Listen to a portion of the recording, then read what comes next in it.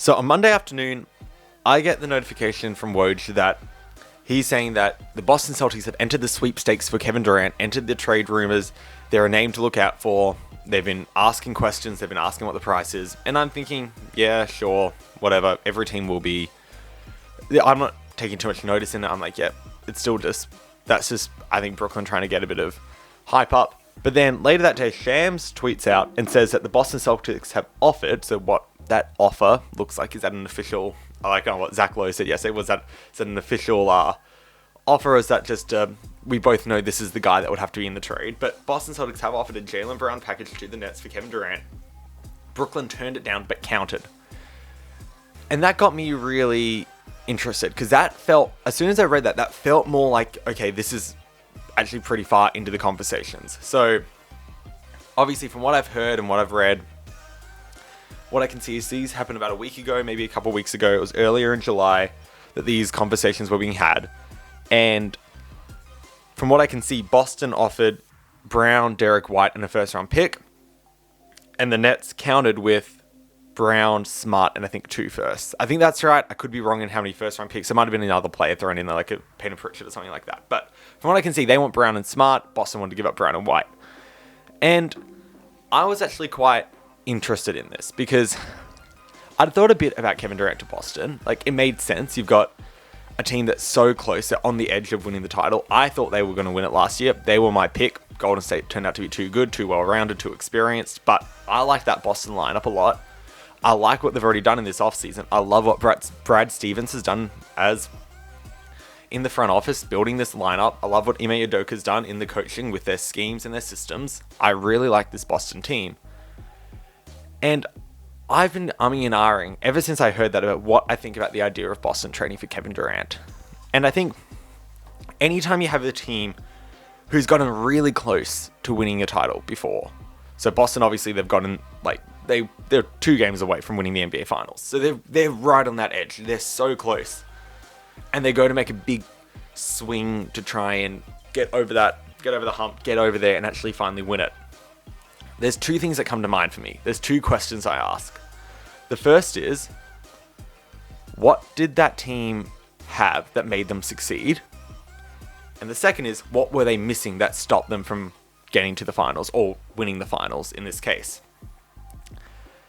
And I think both of those questions are really valuable and have to be asked. So, to give an example, let's take Milwaukee, okay? They have 2 years in a row where they bomb down in the playoffs. They lose to Toronto in 2019 in the conference finals, and then they lose to Miami in 2020 in the bubble in 5 games in the semis. And that was when they traded for Holiday. They traded for Drew Holiday, traded 3 first-round picks, Eric Bledsoe, I think something else was in there, I can't remember, but that was when they made the trade for Holiday. And I really like that Drew Holiday trade because when I asked those 2 questions, number 1, what is it that made this team succeed? And that was their defense. It was this really strong defense where they were able to keep Lopez or Giannis in the paint and play them and drop in the pick and roll because they had these really good guards that could fight over screens and stay attached to the ball handler. Eric Bledsoe, for all the flack he received, he was still a really good defender. He received all defensive first team, I think 2 times. I'll check that quickly now. All defensive first team in 2019, all defensive second team in 2020. So yeah, he's an all-league defender. But then they went and traded for Holiday, who was probably an improvement on the defensive end. So they kept what made them good. But then what they needed was a ball handler. They needed that point guard. They needed a guy that can shoot around Giannis so they could play that 4-out spacing with Giannis just driving in. And they went and got Holiday, who was a better catch-and-shoot 3-point shooter than Eric Bledsoe was. So that was a perfect trade, in my opinion, for a contender. They kept what made them good. They didn't sacrifice what had gotten them there in the first place, but then they added on top of that what they needed to go that next extra mile. And it worked out. Milwaukee, they're going to win the title the next season. It was a great trade. My thoughts with this is, what is it that's made Boston so good last year? What is it that got them to the finals? And what is it they need? And I think it's very similar to that Milwaukee team. What got them there was their defense and their length. They're one of the best defensive teams, one of the most versatile defensive teams. You got guards like Smart, you've got wings like Tatum and Grant Williams, even Brown is a great defender. You've got these bigs like Rob Williams, Al Horford, Al Horford's like this versatile guy that can be switching on the pick and roll. You can pop him in the pick and roll defense and he can be switching, he can play drop, he can play a hedge, he can blitz, he can do whatever you need. Then you got someone like Rob Williams who's protecting the paint in the back line. So that's what made them so good, was this versatile defensive roster. And then you bring guys like Derek White is a great defender. Even Peyton Pritchard, I think, holds his own way more than people give him credit for. And then, what were they missing last year? And I think what they were missing was a scorer. Sort of similar to Milwaukee, they needed more offense. In the finals, their offense got stagnant. When their shooters couldn't hit threes, it broke apart. They relied on being scorching hot from three every game, and it just didn't work in the end. So that was my thoughts on Boston, okay?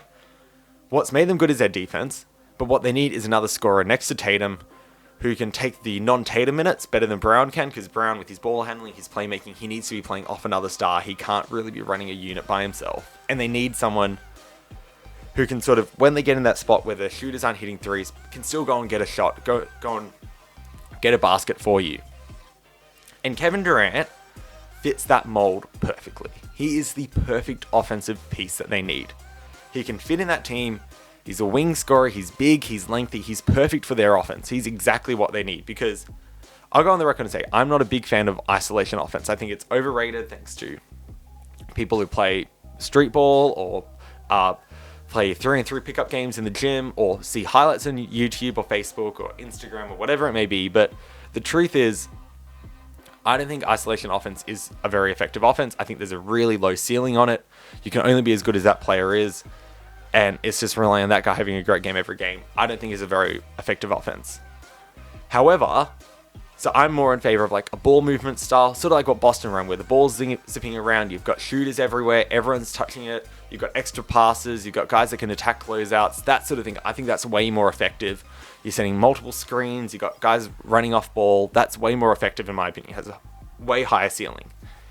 However, when the shots stop falling, it has a really low floor. And I think that's what Golden State exposed in the finals, is that when their guys couldn't hit shots, it dropped out. When the threes weren't falling, that Boston team fell to pieces.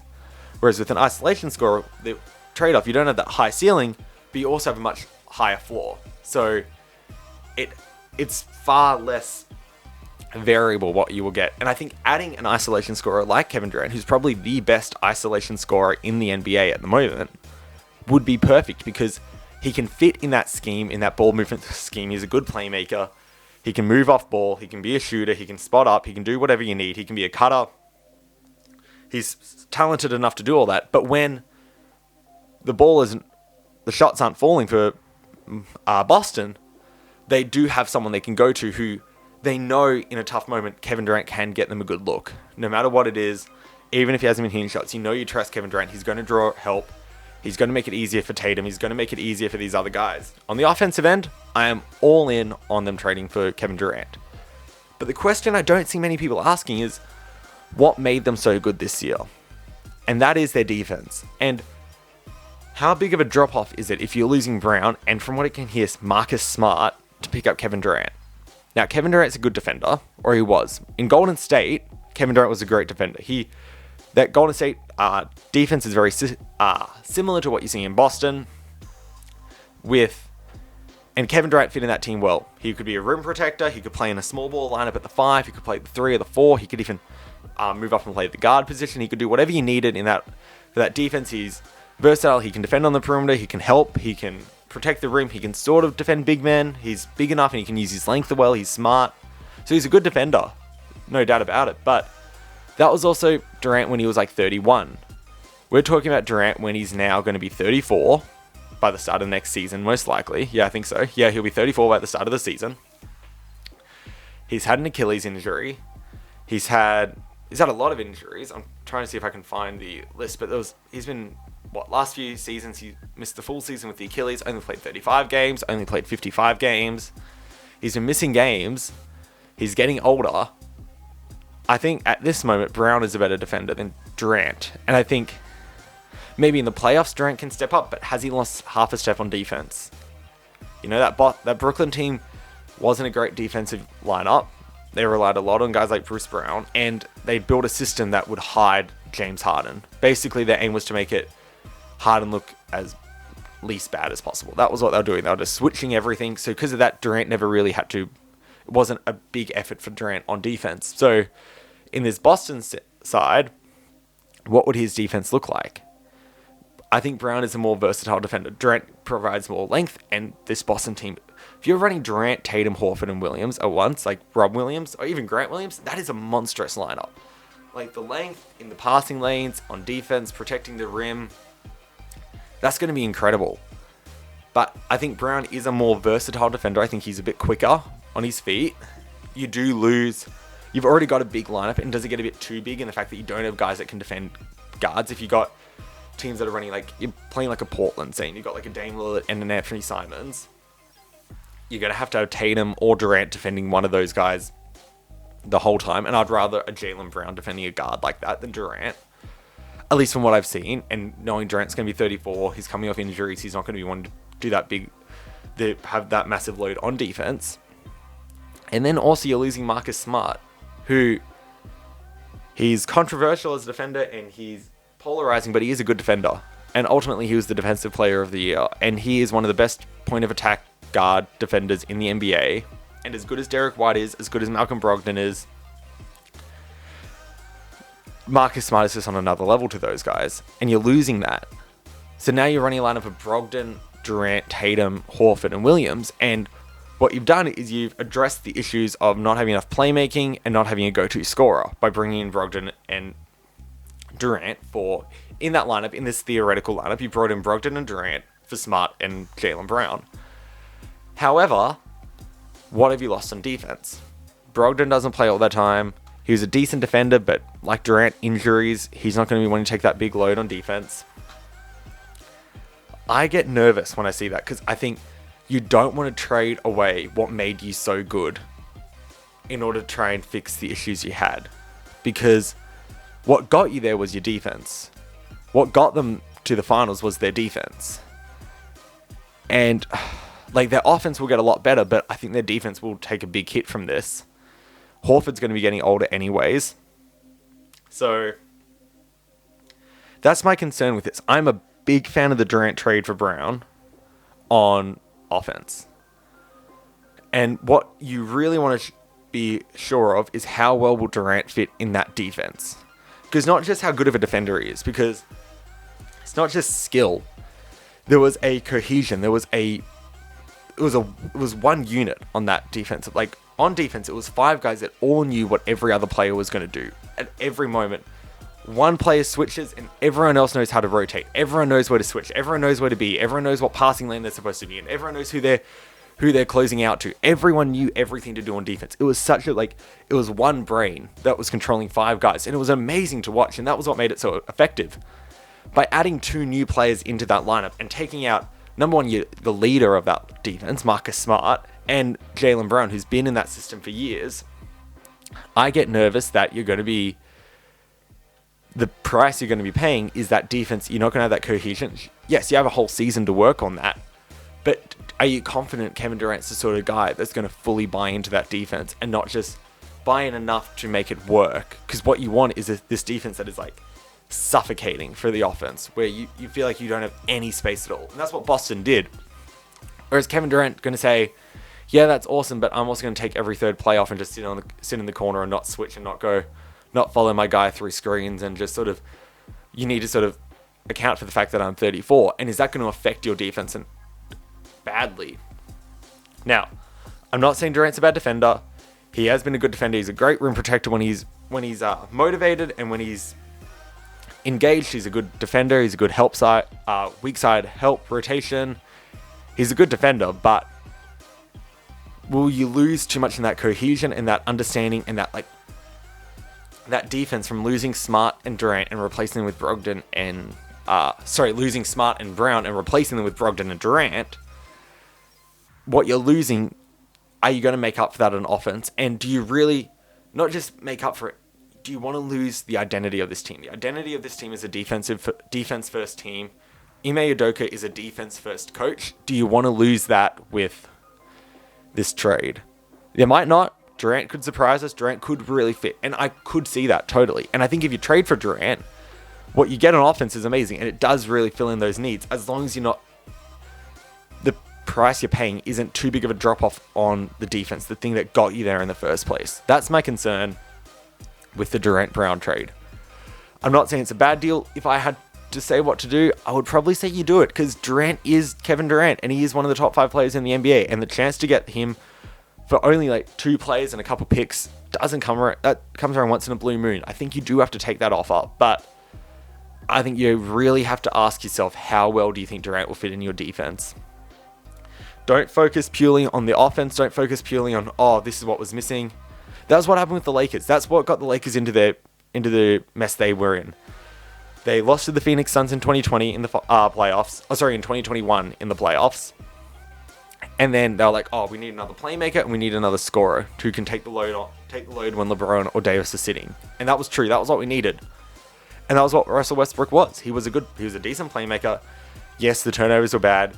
He should have been a decent scorer. I was actually surprised to see how poor his rim finishing was this season. But when we traded for him, I'm like, yes, he's going to fill in those needs. He's going to fill in that need for an extra scorer, a guy that can take the load off off Davis and LeBron. He's going to fill in that need for a secondary playmaker so LeBron can play off ball more. But I knew from the moment we did, I'm like, what made this team so good was our defense. We had a top 5, top 10 defense the year we won the finals. That is what made this team so good, was this guys like Caruso, KCP, Kuzma even, who knew his role and played hard and showed effort on defense. And you had LeBron and Davis and guys like McGee. I'm like, that's what made us so good. And we've just sacrificed what made us good in order to try and fill in the few gaps we had. And what happened? We were terrible. The Lakers were horrid. So I hope that's... now, Durant is a much better player than Westbrook. He's a much more well-rounded player than Westbrook. He's a better defender than Westbrook. But what you don't want to do is sacrifice what makes you so good to fill in the small gaps they have. Because if they run it back, there's a good chance they could go again. Yes, Milwaukee might be fully healthy, but Milwaukee might not be fully healthy. Milwaukee's been fully healthy like 1 year in the past 4 seasons or whatever it is. They've had injury troubles in the past. So, who knows? I think you make this trade, but I think if you're Boston, you make this trade, but I think you want to be really, really confident in what Durant's going to do for your defense. Okay, that's going to do it for me today. Thank you so much for watching. Feel free to like this video, subscribe, comment below your thoughts on a Durant trade to Boston. Hit me up on those social media links below, and I'll see you in the next one. Adios.